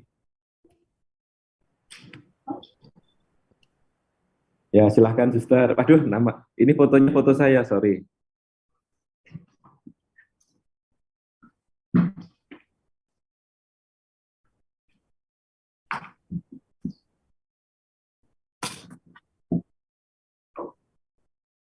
Baik, terima kasih Romo. Maaf Bapak Ibu, kami joinan kursi dan joinan laptop ya, karena laptop saya tidak tahu kenapa suaranya mendengung sekali. Jadi kami berdekatan saling tukar kursi. Ya, itu Romo Widi sudah terlihat di sana, itu pakai laptop saya. Ya, terima kasih Romo untuk sharing-sharingnya. Nanti untuk tanya jawab lebih lanjut atau akan diberi kesempatan lagi di akhir dari narasumber bersharing. Kita lanjutkan untuk sharing dari narasumber kita berikutnya, yaitu Mbak Stella Fania Puspitasari, Master Psikologi dan Psikolog klinis anak dan remaja. Banyak sekali mitra keahlian yang saat ini digeluti oleh Mbak Fania. Salah satunya adalah School of Parenting, dan juga banyak, kalau saya bacakan banyak sekali ya, nanti mungkin Mbak Fania dari sharing gimana? Oke, mungkin nanti Mbak Fania bisa men-sharingkan secara pribadi, memperkenalkan diri untuk mungkin saya tidak bisa membacakan semuanya ya, lebih baik dari sharing-sharingnya akan terlihat siapa Mbak Fania, gitu ya Mbak Fania ya. Oke, waktu kami persilahkan Mbak Fania. Iya, terima kasih Suster Yosefa. Selamat sore, Suster Yosefa. Kemudian ada Romo Widi tadi ya, ada dan juga Bapak Ibu yang lain, mungkin ada Suster juga yang lain, ada Frater juga mungkin. Selamat sore dan senang sekali saya bisa hadir secara virtual. Untuk di kesempatan hari ini kita akan belajar bersama. Begitu tadi sudah mendengar dari Dr. Sakliung, dari Romo Widi, banyak hal yang bisa kita bagikan dan saya senang sekali juga para peserta tadi ada beberapa ibu yang sudah berbagi juga ya. Kita hari ini belajar bersama. Saya Fania, saya psikolog klinis, lebih banyak bekerja dengan anak-anak dan remaja karena rasanya lebih seumuran gitu ya, jadi awet muda. Ya, saya tinggal di Jogja. Kemudian saya kemarin diminta oleh Mbak Widi untuk berbagi mengenai apa itu bagaimana caranya gitu ya memaksimalkan atau mengoptimalkan potensi yang dimiliki oleh UBK, umat berkebutuhan khusus. Tapi sebelumnya saya ingin mengapresiasi dulu acara ini. Saya tuh senang sekali judulnya karena itu persis doa saya ketika saya SMA, mungkin sekitar 11 tahun yang lalu begitu ya. Jadi ketika saya dapat gambarnya, saya ini kok doa saya seperti terjawab begitu ya. Jadi saya senang sekali. Izinkan saya berbagi sore ini dan tentu karena kita semua adalah ahli begitu ya, maka nanti silahkan jika ada Bapak Ibu, Suster, Romo yang ingin berbagi, yang ingin juga mungkin berdiskusi, membagikan pengalaman, sangat diperbolehkan begitu ya. Oke, apakah sudah terlihat gambarnya? Sudah ya. Ya, Suster Yosefa nanti minta tolong diingatkan soal waktu ya. Karena saya ini agak pendiam dan pemalu, tapi kadang-kadang suka lupa waktu kalau bicara. Oke, Mbak Fania, siap. Oke, ya judulnya yang diminta oleh teman-teman panitia adalah bagaimana sih memaksimalkan, atau sebenarnya saya lebih suka menggunakan kata mengoptimalkan, begitu ya, potensi dari UBK. Tentu sebelum ke sana, saya tadi setuju sekali dengan Dr. Sakliung gitu ya, bahwa kita semua itu spesial. Bahkan dalam kitab Kejadian itu berkali-kali diulang begitu ya, Allah menciptakan segala sesuatunya baik. Allah melihat segala yang diciptakan itu sungguh amat baik. Maka sebetulnya semua dari kita itu spesial gitu ya. Kita semua punya keunikan kita sendiri-sendiri, kita semua punya kelebihan kita sendiri-sendiri, kita semua punya hal yang bisa dikembangkan terus-menerus. Jadi sebetulnya kita semua spesial. Nah, tapi bagi dalam konteks ini kita akan bicara soal yang spesial itu dalam kerangka mereka yang mungkin agak beda dari kebanyakan orang, begitu ya. Ini dalam psikologi itu sering disebut bahwa mereka yang kalau dalam kurva begitu ya, yang ekstrim di sisi kanan ataupun ekstrim di sisi kiri, artinya nggak ada di tengah-tengah, itu spesial, begitu ya. Sementara yang di tengah-tengah itu justru normal ya, biasa-biasa aja, nggak spesial, gitu. Meskipun kita semua adalah spesial, tapi tadi sudah disampaikan oleh Dr. Sakliung gitu ya, ada beberapa kategori begitu umat itu atau seorang individu itu dikategorikan apakah dia lambat dalam berkembang atau dia mengalami hambatan tertentu begitu. Nah, secara khusus dalam psikologi sebetulnya bukan soal gangguannya yang perlu kita lihat secara lebih mendalam begitu ya, tapi yang mau saya bagikan dan saya ajak hari ini untuk kita diskusikan adalah soal kualitas hidup atau quality of life begitu ya. Menurut WHO, Organisasi Kesehatan Dunia, kualitas hidup itu adalah bagaimana seseorang itu mempersepsikan atau memaknai begitu ya diri mereka sendiri dalam hidup. Jadi apakah saya ini cukup berharga atau enggak ya? Saya ini apakah cukup spesial atau tidak begitu ya? Apakah saya cukup bahagia atau tidak? Nah, itu semua adalah terkait dengan persepsi atau pemaknaan individu itu sendiri. Nah, pemaknaan ini tergantung pada konteks budaya. dan sistem nilai, begitu ya. Jadi ketika di komunitas tertentu, misalnya tadi disampaikan oleh Romo Widi, ketika di komunitas OMI, teman-teman UBK ini sungguh diterima dengan baik, diperlakukan dengan istimewa juga, begitu ya. Tentu kualitas hidup mereka menjadi meningkat karena mereka merasa ada penerimaan di situ, begitu. Nah, hal lain yang berkontribusi atau berdampak pada kualitas hidup adalah bagaimana dari sisi dalam diri mereka sendiri, begitu ya. Apakah saya punya tujuan tertentu? Apakah saya punya standar tertentu, begitu ya? Misalnya nih, kalau saya sebagai seorang perempuan, begitu ya, standar saya itu cantik itu ya kurus, begitu ya, 40 kg misalnya begitu. Itu tentu kalau saya memakai standar itu, tentu saya nggak akan bahagia dengan hidup saya karena berat badan saya 56 kg misalnya begitu. Jadi apa yang kita pikirkan itu berdampak pada apakah hidup saya itu berkualitas atau tidak.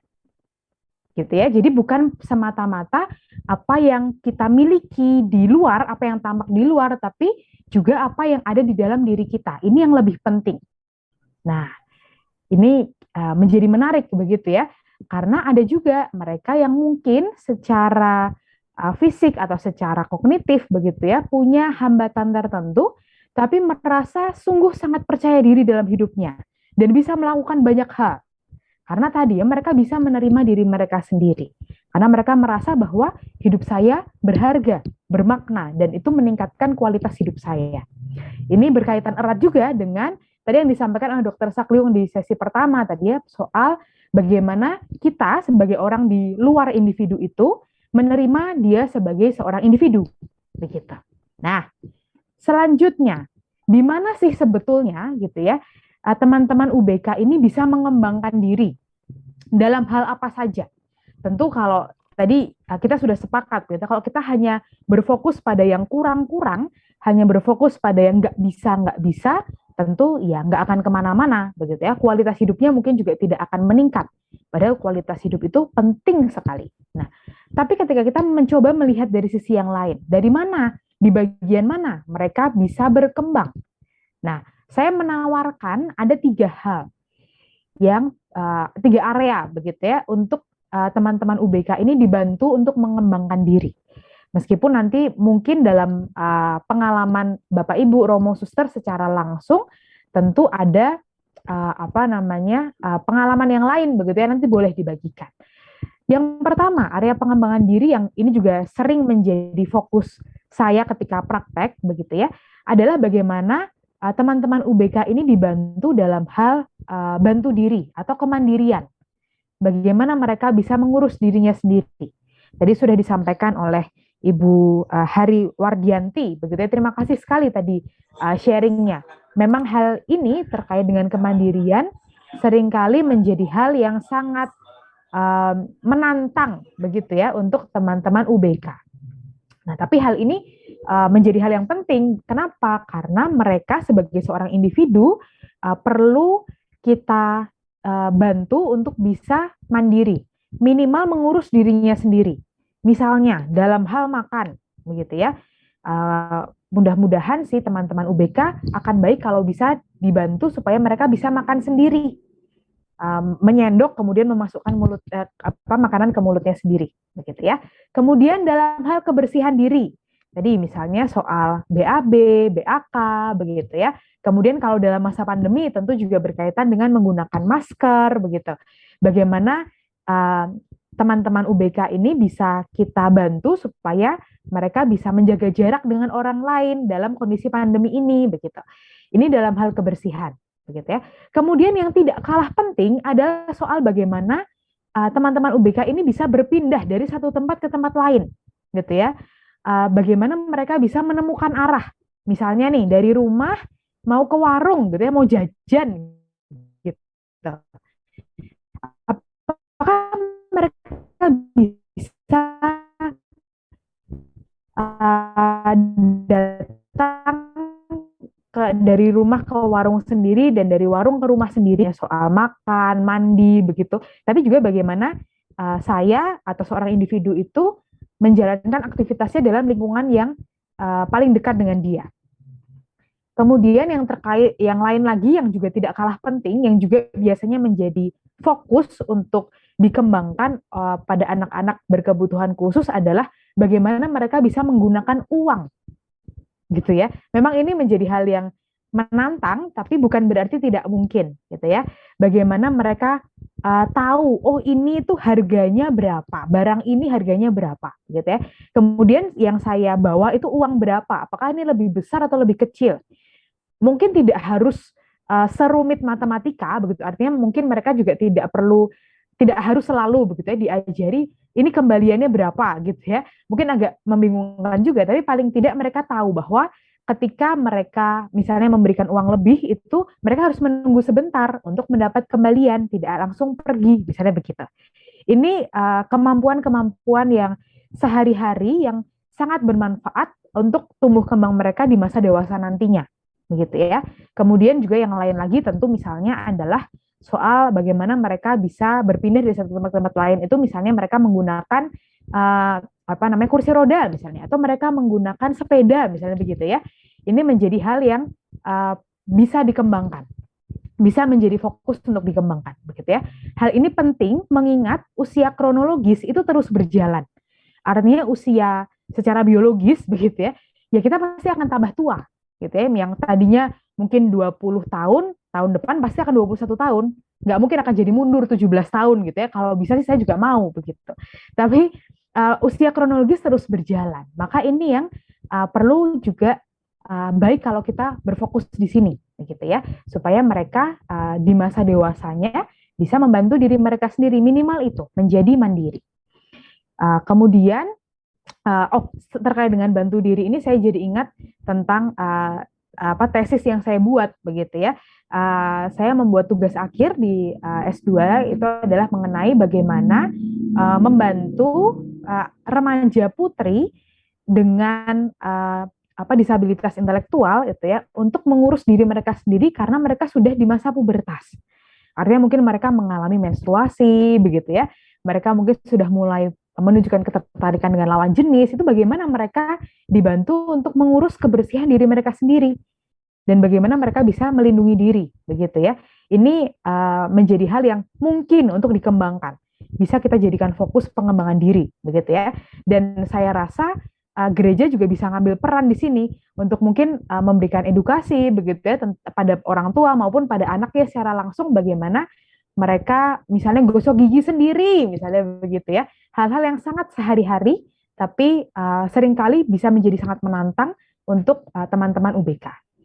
Itu yang pertama, begitu ya. Kemudian yang kedua tentang minat dan bakat. Ini tadi sudah sempat disebut secara lebih spesifik oleh Romo Widi tadi ya, bagaimana teman-teman UBK ini dilibatkan sesuai dengan kemampuan mereka sendiri. Misalnya kalau ada yang pintar main musik, kita ajak mereka untuk mengiringi, begitu ya. Kalau misalnya mereka bisa membaca dengan cukup baik, silahkan menjadi lektor dan seterusnya. Jadi hal-hal yang bisa ditekuni secara khusus, yang tentu menarik minat mereka juga, begitu ya, yang membuat mereka happy. Nah, itu kuncinya. Kemudian yang ketiga, area pengembangan diri yang lain adalah keterlibatan dalam sosial, gitu ya, keterlibatan dalam lingkungan sosial. Bagaimana mereka bisa bergabung dalam komunitas, termasuk komunitas masyarakat, termasuk komunitas gereja, dan juga berkontribusi di dalamnya. Ini tadi banyak dibahas oleh Romo Widi ya, tadi dalam sesinya Romo Widi. Ini juga menjadi area untuk bisa dikembangkan secara terus-menerus. Maka saya senang sekali tadi ada diskusi mengenai bagaimana paroki-paroki itu bisa menyelenggarakan misa UBK, gitu. Karena memang kesempatan yang luar biasa untuk teman-teman UBK bisa terlibat dan berkontribusi secara langsung. Ini area pengembangan diri, gitu ya. Meskipun seringkali, tadi saya bilang berkali-kali ya, ini adalah hal yang mungkin menantang, tapi bukan berarti nggak mungkin. Ya, sulit itu tidak berarti tidak mungkin, gitu ya. Maka saya akan coba bantu breakdown lagi, kira-kira di mana sih dalam diri individu itu sendiri hal-hal yang bisa diolah. Ya, saya menawarkan ada 4 hal ini, area pengolahan diri yang bisa dibantu untuk diolah dalam diri mereka sendiri supaya mereka bisa berkembang. Yang pertama adalah soal fisik, gitu ya. Soal fisik itu artinya tubuhnya nyaman. Kalau tubuhnya nyaman, rasanya itu mau ngapain aja hayu, gitu ya. kebetulan ini saya saat ini sedang menikmati KIPI karena kemarin baru vaksinasi booster begitu ya. Kadang ada beberapa bagian tubuh saya yang rasanya kurang nyaman, itu saya rasanya juga jadi kurang optimal begitu ya bicara dengan Suster Romo Ibu Bapak hari ini. Tapi mudah-mudahan apa yang bisa saya bagikan ini bisa membantu. Tapi kalau tubuh saya nyaman, mungkin saya akan lebih optimal nih cerita sama suster, sama Romo, sama Ibu Bapak hari ini begitu ya. Karena tubuh yang nyaman itu membuat kita juga mau ngapain aja, let's go kita. Jadi pertama-tama tubuhnya nyaman dulu. Bagaimana caranya supaya tubuh nyaman? Ada banyak hal. Yang pertama, misalnya tentu makan makanan yang bergizi, gitu ya. Tidur yang cukup, minum air putih yang cukup, begitu. Kemudian juga mungkin kalau ada olahraga ringan yang bisa dilakukan oleh teman-teman UBK ini, silahkan tentu ini juga bisa dilakukan, begitu ya, supaya tubuhnya menjadi lebih nyaman. Gitu. Ini area yang pertama. Area kedua yang bisa diolah adalah soal pikiran, soal kognitif. Bagaimana seorang individu itu bisa mengolah informasi yang dia terima, kemudian diproses begitu ya. Kemudian bagaimana seorang individu itu bisa mengambil keputusan, kemudian memecahkan masalah. Tadi misalnya terkait dengan arah tadi ya. Kalau saya pergi ke warung, kira-kira saya pulang harus lewat mana ya? Itu terkait dengan pemecahan masalah. Gitu. Ini secara kognitif, secara mental, begitu ya. Kemudian yang area ketiga adalah soal perasaan, emosi, gitu ya. Bagaimana seseorang itu bisa mengelola perasaan dan stres mereka, tekanan mereka. Ini tentu juga jadi salah satu hal yang mungkin seringkali naik turun, begitu ya, yang dialami oleh teman-teman UBK. Tapi hal ini yang juga menjadi kesempatan kita untuk mengolah supaya ketika perasaannya nyaman, apalagi ditambah pikirannya jernih, badannya nyaman, tentu akan lebih mudah mereka untuk diajak mengembangkan diri. Begitu. Kemudian yang keempat yang juga tidak kalah penting adalah soal motivasi ya, semangat atau daya dorong kita melakukan sesuatu. Biasanya sih teman-teman UBK itu justru di area ini yang berkembang begitu ya. Mereka punya semangat yang luar biasa. Mereka tidak pantang menyerah begitu ya untuk mau mencoba terus. Dan ini yang bisa diolah juga begitu ya. Caranya bagaimana? Ya dengan kita memberikan apresiasi dengan apa yang mereka lakukan begitu ya. Ketika mereka sudah mencoba sesuatu, kita bisa memberikan mereka pujian misalnya atau terima kasih. Itu kadang-kadang sudah membuat mereka lebih bersemangat gitu. Ini ada 4 area yang bisa dikembangkan ya. Nah, adalah hal yang sangat menyenangkan ketika kita itu bisa melakukan hal yang tidak mungkin. Jadi saya sudah berkali-kali menyebutkan ya, kadang-kadang memang rasanya penuh tantangan, sulit sekali gitu ya.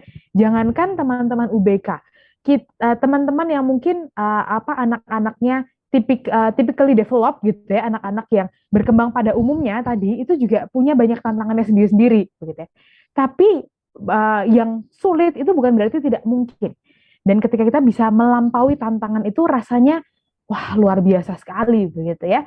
Maka kita akan berdiskusi setelah ini gitu ya. Kira-kira apa sih yang meskipun itu membuat bersemangat tapi kadang-kadang tantangannya juga ada ya. Kalau saya berdasarkan pengalaman saya sebetulnya kita semua itu punya potensi yang unlimited gitu ya. Tuhan itu menciptakan kita semua dengan potensi yang tidak ada batasnya. Kayak kuota gitu ya, unlimited. Misalnya nih yang pernah saya temui, waktu saya praktek kerja di Cimahi, itu ada anak dengan cerebral palsy, jadi dia mempunyai kekakuan di badannya, begitu ya, tapi dia punya kemampuan meniru, kemampuan imitasi yang luar biasa sekali. Jadi ketika dia mendengar suatu lagu tertentu, dia langsung bisa menirukannya, mengucapkannya dengan nada yang persis benar dan meskipun kata-katanya tidak terlalu jelas, begitu ya. Itu potensi dia yang unlimited itu di situ ternyata gitu. Kemudian yang lain lagi, klien yang saya temui beberapa waktu yang lalu.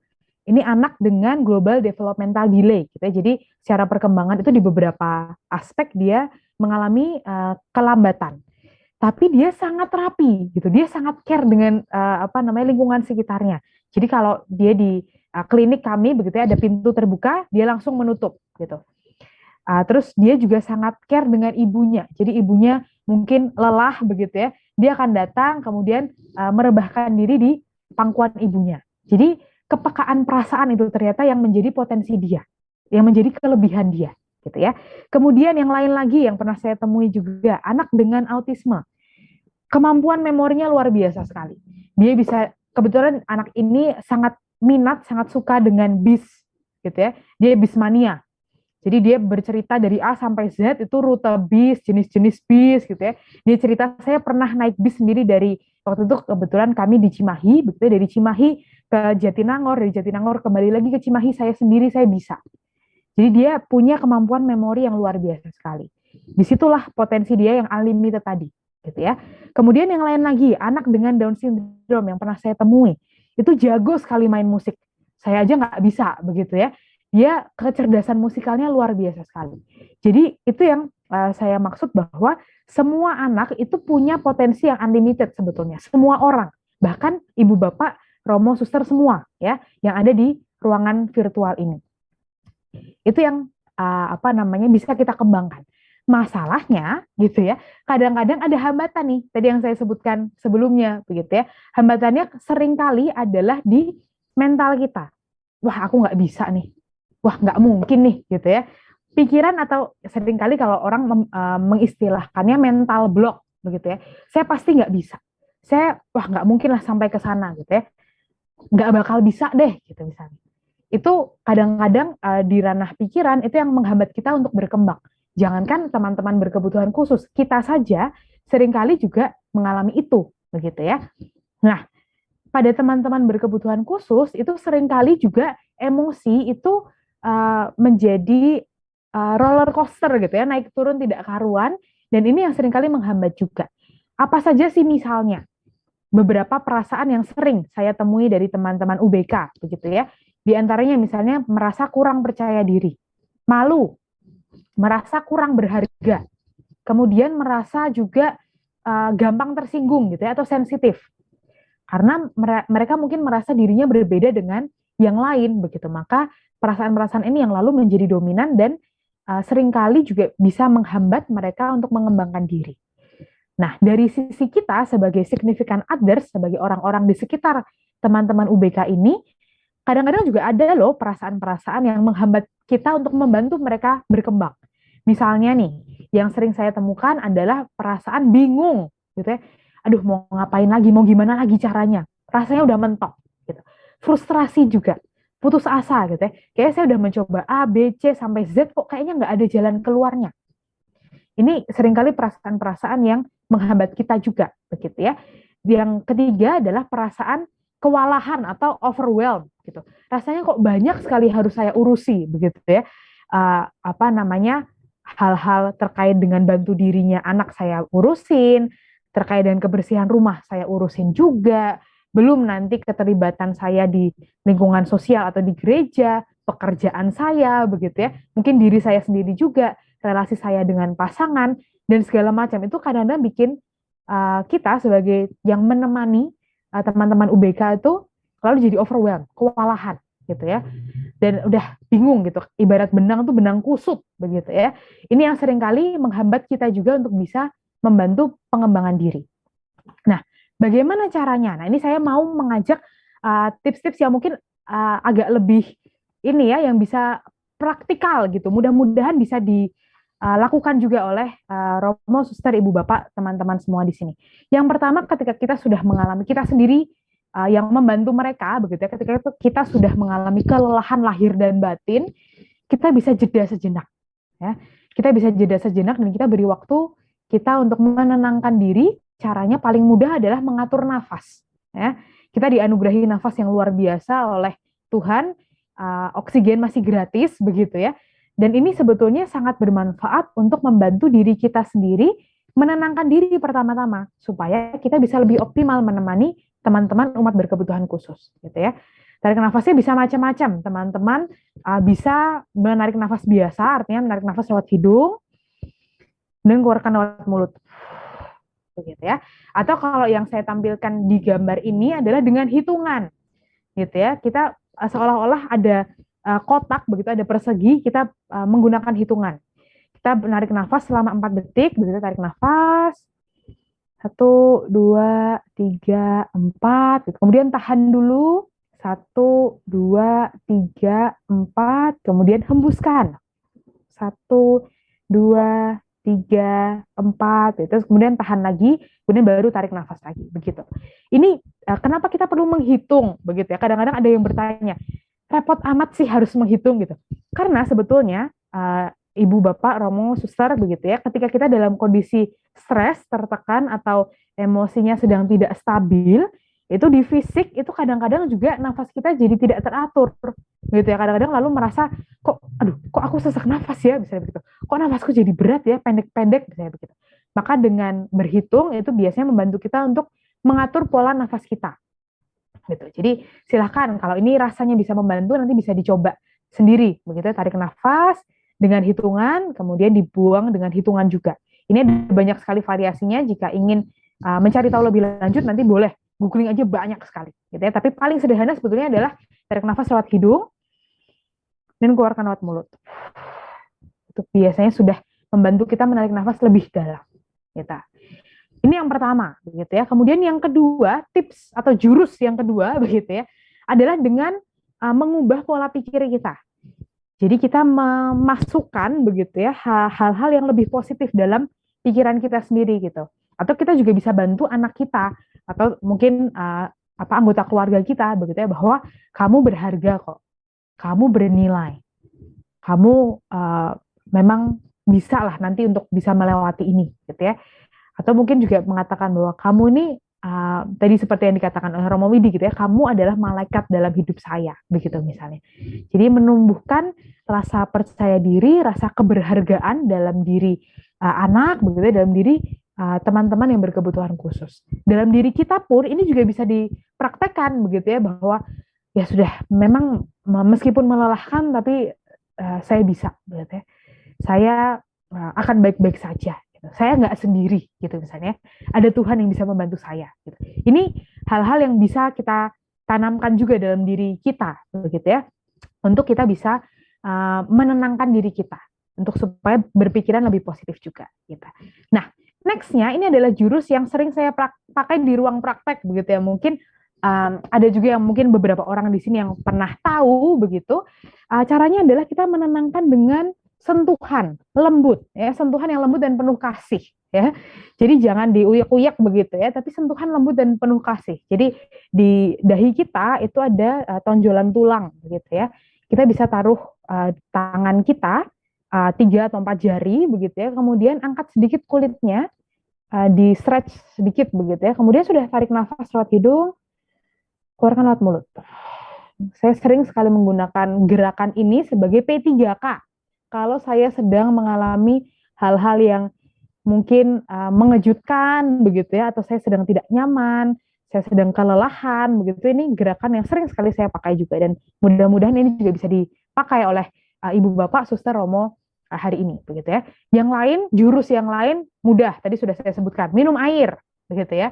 Kemudian rebahan dulu boleh juga, begitu ya. Kemudian kalau ada Ibu, Bapak, Romo, Suster yang terbantu dengan musik misalnya, begitu ya, bisa saja kita sambil menenangkan diri sambil putar musik. Ini juga biasanya saya lakukan, begitu ya. Sentuh dahi, putar musik yang menenangkan sambil atur nafas. Ini sudah sangat membantu sekali.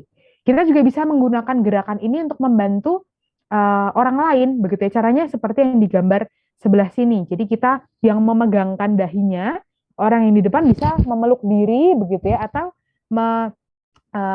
menggabungkan ini, menyentuhkan ujung-ujung jari, gitu ya. Tenang saja, begitu. Ini biasanya cara cepat untuk menenangkan diri. Jadi ini tips and trick, begitu ya. Mudah-mudahan bisa langsung diterapkan di rumah atau di komunitas Anda masing-masing. Ini emotional stress release namanya, ya. Nah, kemudian buat kita yang menemani, ini ada beberapa catatan khusus, ya. Kata-kata itu penting sekali. Kata-kata itu bisa sangat bermakna dan ternyata berkesan, begitu ya, untuk teman-teman UBK. Misalnya nih, kalau dalam dunia keilmuan, kita juga sedang dalam proses untuk memperbaiki diri terus-menerus, begitu ya. Seringkali kami di dalam dunia profesional itu salah menyebutkan istilah, gitu ya. Biasanya kadang-kadang kami menyebutkan misalnya anak autis, gitu. Padahal itu sebetulnya kurang tepat, karena itu melabel, ya, kita memberi label. Padahal kita tadi sudah membicarakan bahwa semua anak, semua individu, semua orang itu punya potensi yang luar biasa, unlimited gitu ya.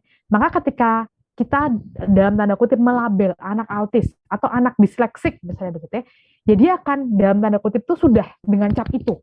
Padahal mungkin dia punya banyak hal yang bisa dikembangkan.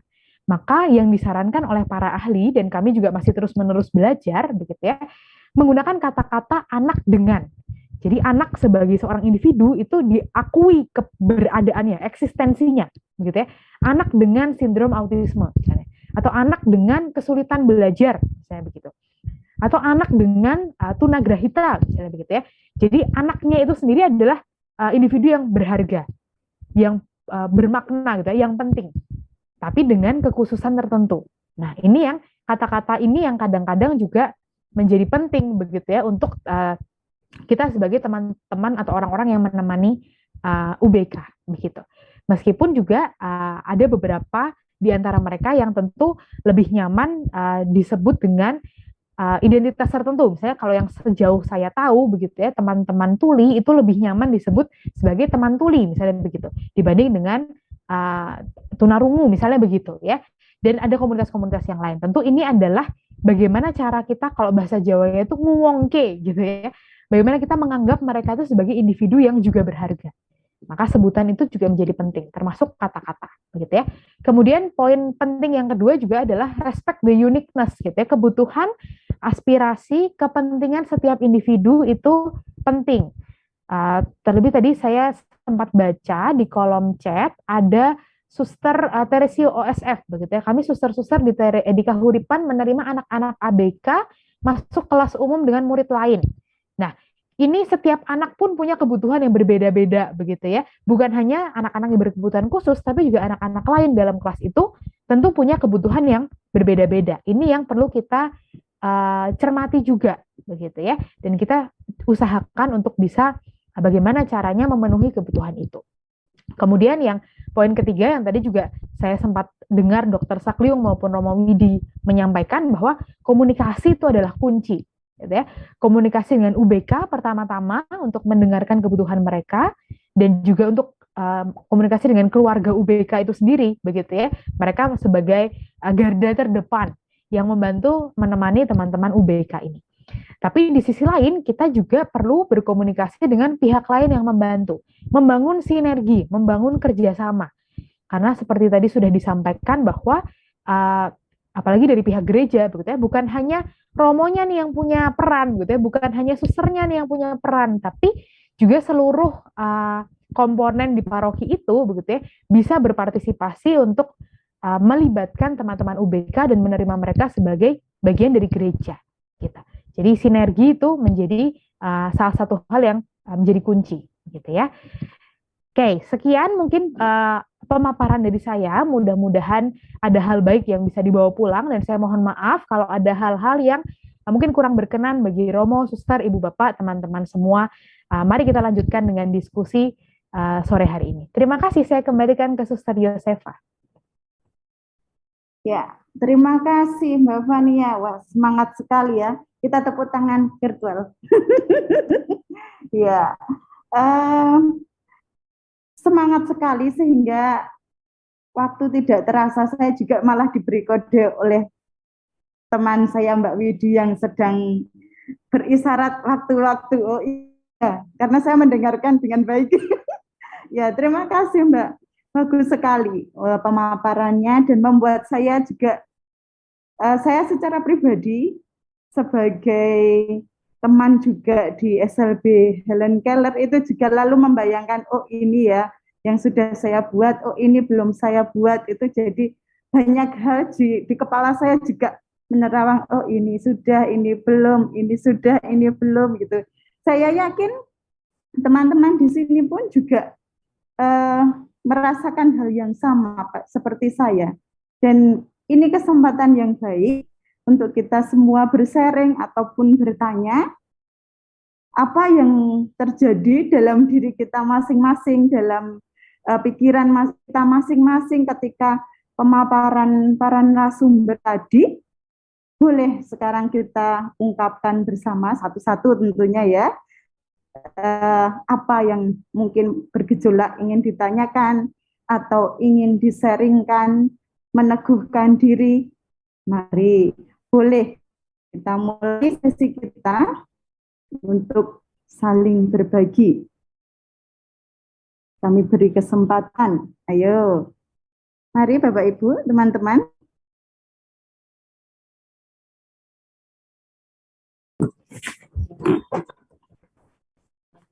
Saya suster.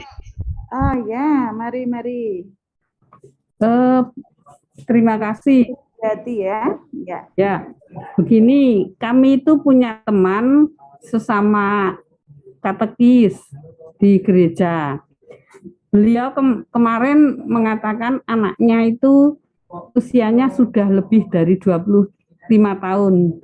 Tetapi pada akhir ini dia kegiatannya tidak ada, lalu UBK lagi. Sekarang itu kegiatan semua dari pipis sampai BAB itu di kasur. Dulu waktu dia masih remaja aktif sekali di gereja. Yang menjadi pertanyaan saya, keprihatinan dari orang tua itu bagaimana cara mengatasinya ini, lalu harus berbuat apa, dan bagaimana jalan keluarnya. Lalu saya bertanya kepada Mbak Stella, prakteknya di mana? Mungkin Ibu ini bisa nantinya konsultasi atau harusnya bagaimana? Terima kasih untuk Romo Widi, untuk semuanya. Terima kasih. Kami membutuhkan saran, nanti kami sampaikan ke Ibu yang bersangkutan. Terima kasih. Tuhan memberkati semua para narasumber, juga para peserta. Terima kasih. Amin. Terima kasih, Bu. Baik, ini bisa langsung dijawab oleh Mbak Stella dulu atau? Oke, boleh saya jawab dulu, Suster. Terima kasih Ibu yang sudah bertanya. Sangat besar kepeduliannya ya, bukan yang mengalami sendiri, tapi menyampaikan pertanyaan. Terima kasih. Mungkin yang bisa ditanyakan atau didiskusikan lebih lanjut dengan orang tua yang bersangkutan adalah kira-kira apa ya yang menyebabkan anak ini lalu ya kalau istilahnya mungkin buat kita secara umum gampangannya adalah mengalami kemunduran, gitu ya. Yang tadinya lebih bisa mandiri kok jadi sekarang lebih tidak bisa mandiri, begitu ya. Ini kira-kira apa? Apakah mungkin ada kondisi fisik tertentu yang berubah? Atau tadi ya 4 hal tadi, secara badan, secara fisik, kemudian secara pikiran, secara perasaan, dan kemudian daya dorong atau semangat untuk membantu dirinya sendiri. Ini yang bisa didiskusikan lebih lanjut. Kemudian kalau misalnya nih anaknya bisa diajak bicara, bisa juga ditanya begitu ya, kira-kira apa yang terjadi begitu, tentu dengan bahasa yang dipahami begitu. Tapi kalaupun tidak ya orang tuanya yang berusaha untuk niteni ya, kira-kira di mana apa yang membuat yang bersangkutan teman UBK ini kok lalu menjadi lebih tidak mandiri.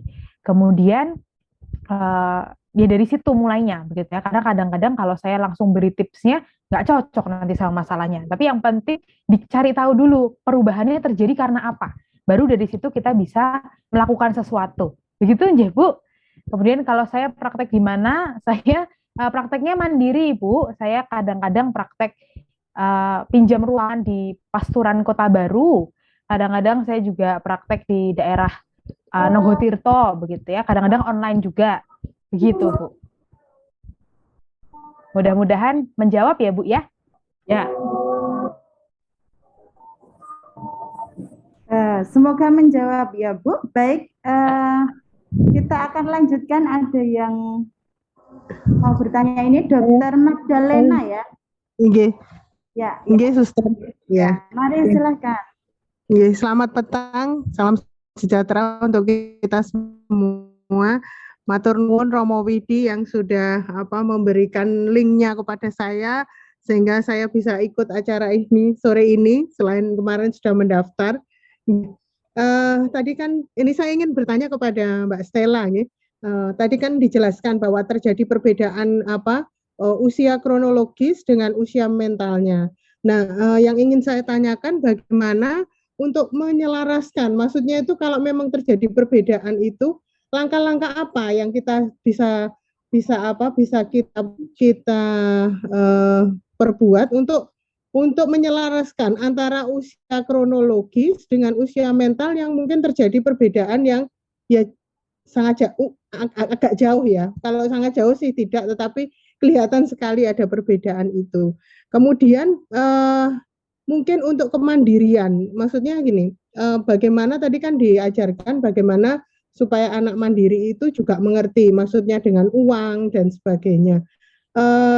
Bagaimana mungkin konkretnya kita itu mengajarnya itu bagaimana, sehingga kita nanti bisa anak itu benar-benar memahami fungsi uang itu dan dia mengerti bahwa itu sebagai alat tukar dan sebagainya. Saya kira itu dulu, Suster. Terima kasih. Ya, Bu, terima kasih. Mungkin langsung. Oke, terima kasih. Pertanyaannya yang pertama dulu, begitu ya, mengenai usia kronologis dan usia mental. Sependek yang saya tahu, ini tidak terjadi di semua UBK, begitu. Sependek yang saya tahu, begitu ya. Tapi jikalau misalnya ada perubahan atau ada perbedaan yang agak jauh, begitu ya, tentu kita bisa. Kalau yang biasa saya lakukan dengan klien-klien saya itu, saya menyarankan orang tuanya itu untuk memperlakukan dia pada waktu-waktu tertentu tuh setara dengan usia kronologisnya. Artinya misalnya begini, kalau dia sudah remaja, jadi perlu diajari tentang kebersihan diri ketika misalnya kalau perempuan menstruasi, misalnya begitu, ya.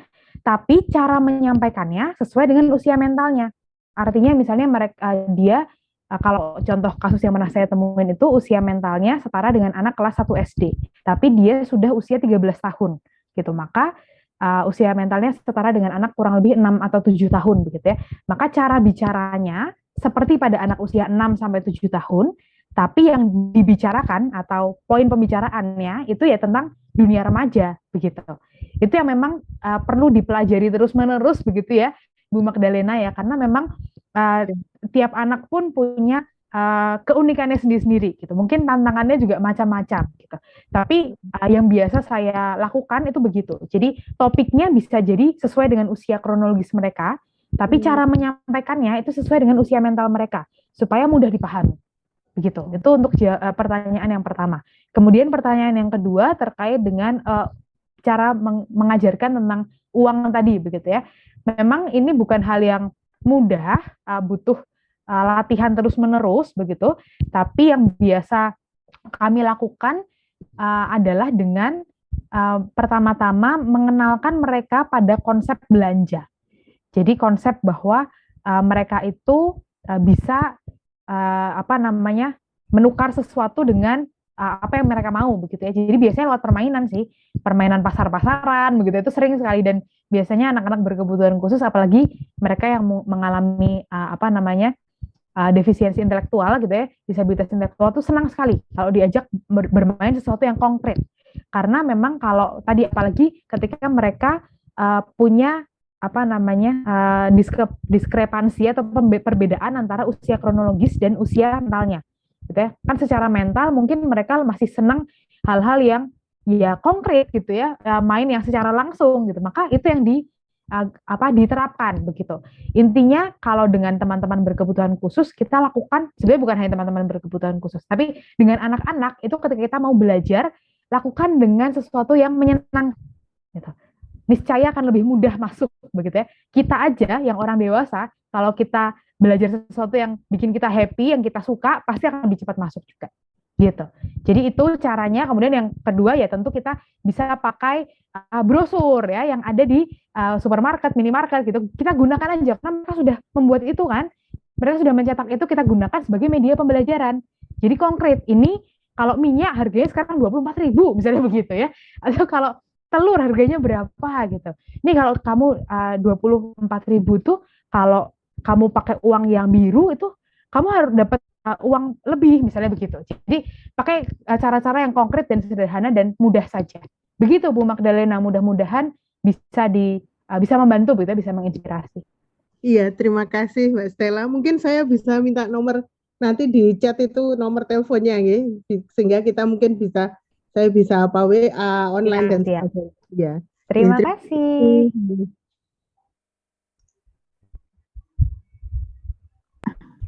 Ya, terima kasih Mbak Fani ya. Dan terima kasih Bu Magdalena. Saya tuh baru sadar, oh ini Mama Mama Nandro ya. Saya baru sadar, saya lihat, oh Mama Nando ternyata. Ya. Terima kasih banyak untuk sesi ini, untuk tanya jawab. Kita beri waktu, maaf sedikit sekali, karena kesepakatan kita itu sampai jam 6. Selanjutnya kita akan memberikan waktu untuk Romo memberi peneguhan, sekaligus kita mohon berkat untuk acara kita dan hari-hari kita selanjutnya di dalam menjadi teman seperjalanan bagi teman-teman berkebutuhan khusus. Romo, mari kami tukar tempat lagi ya.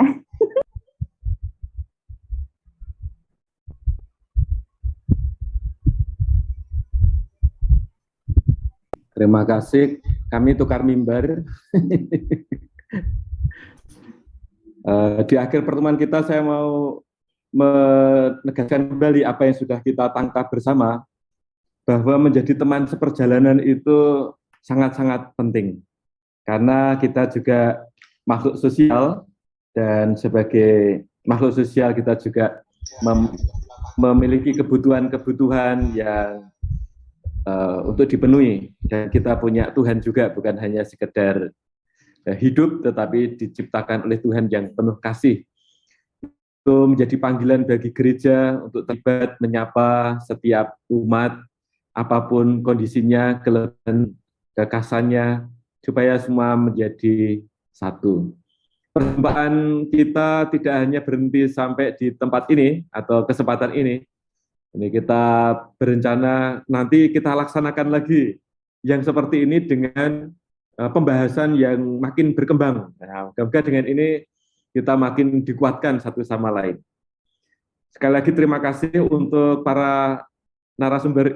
Jadi saya yang boleh ya, karena kita ya, bagi Mbak Fania, juga Dr. Salyung, juga kepada Mbak Widi yang sudah menerjemahkan dengan bahasa isyarat, serta Mas Randi yang sudah membantu kita, serta Ibu dan Bapak yang sudah berpartisipasi untuk hadir di dalam kesempatan ini, dan juga dengan pertanyaan, dengan tanggapan, kita sangat senang sekali. Suster, kita tutup dengan doa, kita mohon berkat Tuhan.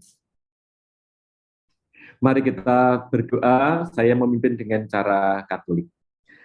Dalam nama Bapa dan Putra dan Roh Kudus, amin.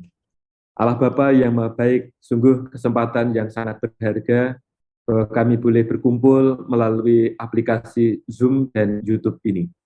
Apa yang kami terima dari para narasumber sungguh-sungguh sangat meneguhkan iman kami, pribadi kami.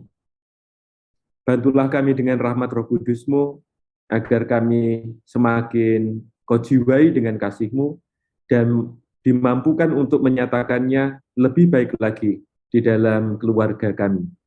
Semoga gereja-Mu menjadi bunda bagi semua, yang merangkul setiap anaknya, sehingga setiap anaknya mengalami kasih-Mu sendiri. Terima kasih untuk apa yang telah kami alami ini, dan kami mohon berkat-Mu untuk pencarian kami di tahap selanjutnya. Mari kita menyiapkan hati untuk mohon berkat Tuhan. Kita doakan satu Salam Maria, mohon bantuan doa dari Bunda Maria juga. Salam Maria, penuh rahmat Tuhan sertamu.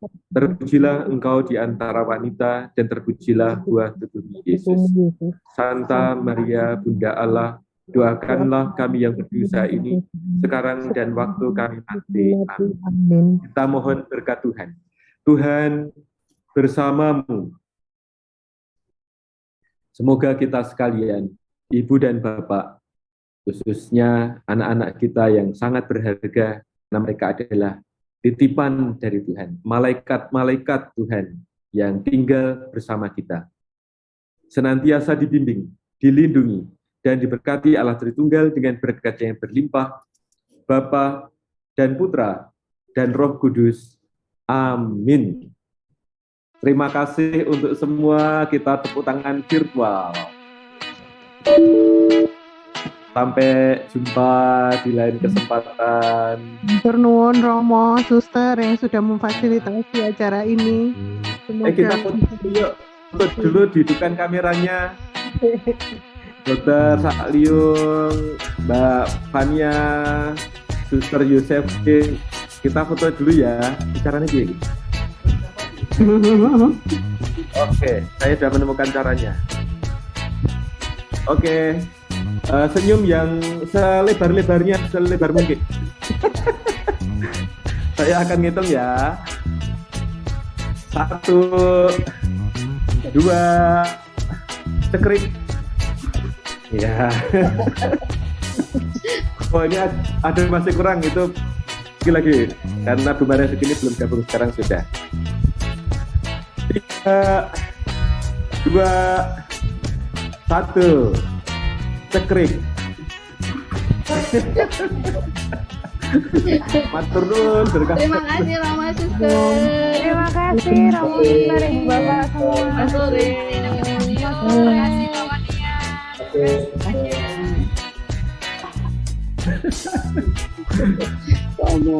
Senang ya, soalnya wajah bersuka cita itu memberi harapan. Mas Randi, makasih juga. Dokter Saktur semua. Ya. Terima kasih. Tania, terima kasih. Mbak Widi, Suster Yosefa. Masih Ya, bergema-gema. Ya, saya pamit ya. Ya, oke, saya juga tutup ini ya. Ya. Terima kasih semuanya. Mas Randi, makasih sudah bantu.